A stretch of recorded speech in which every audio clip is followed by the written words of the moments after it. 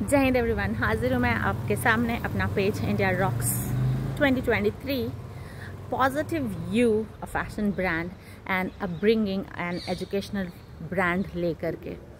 और आज का टॉपिक है time is money and money is time. ये टॉपिक मैं शुरू करती हूँ सबसे पहले अपने पापा के एग्जाम्पल से। मेरे पापा जो थे एक बहुत ज़िम्मेदार बेटा, एक बहुत ज़िम्मेदार भाई और एक बहुत ज़िम्मेदार फादर, बहुत ज़िम्मेदार और बहुत ही लविंग हस्बैंड थे। तो पापा अपना पूरा टाइम जो है पैसा अर्न करने में लगाते थे और उन पैसों से वो अपनी ये सारी रिस्पॉन्सिबिलिटीज़ बहुत अच्छी तरह से निभाते थे।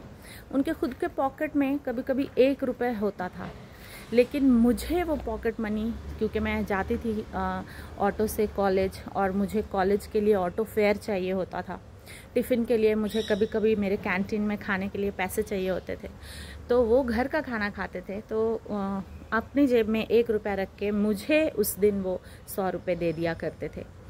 तो इस तरह से वो बहुत ही पूरे ख़ानदान में और हम लोगों, मेरे सारे फ्रेंड्स के बीच और मेरे नन्ना के ख़ानदान में बहुत ही रिप्यूटेड ह्यूमन बीइंग वो थे। और सिर्फ इन लोगों के बीच ही नहीं, अपने फ्रेंड सर्कल में भी वो बहुत ही एजुकेटेड और रिप्यूटेड ह्यूमन बीइंग थे। इस तरह से मैंने देखा कि मेरे पापा को जितना मान मिल रहा है पैसे खर्च करने के लिए और अपना अखलाक सब पे खर्च करने के लिए, अपना टाइम खर्च करने के लिए, उतना वैल्यू मेरी मम्मी को नहीं मिल रहा था। मैं अम्मी से हमेशा कहती थी, अम्मी time is money, money is time. ये कॉन्सेप्ट अभी न्यू आया है, लेकिन इस चीज़ की समझ हमारे बचपन में भी बच्चों को थी। और जो ऑब्जर्वेंट बच्चे थे वो देख रहे थे ये बात कि माँ को तो उतनी वैल्यू नहीं मिल रही है जब पापा को मिल रही है।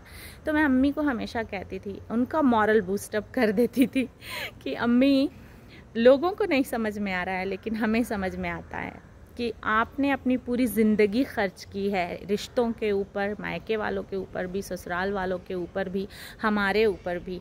तो अभी तो सबको नहीं समझ में आ रहा है, लेकिन वक्त जब हम बड़े होंगे और लोगों को ये बात समझने लगेगी कि वक्त जो है पैसा है और पैसा ही वक्त है।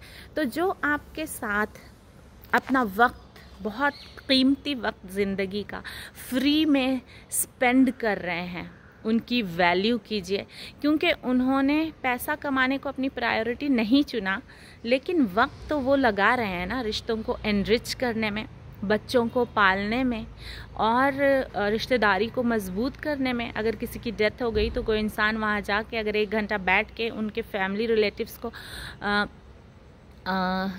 कंसोल करता है, तो ये भी एक पैसे के बराबर ही चीज़ है। वो चाहता तो वो 1 घंटा यूज़ करके कहीं काम करके पैसा कमा सकता था, लेकिन उसने ये प्रायोरिटी चुनी रिलेशनशिप बूस्टिंग के लिए। क्यों? क्योंकि उसका हस्बैंड बिज़ी है पैसा कमाने में।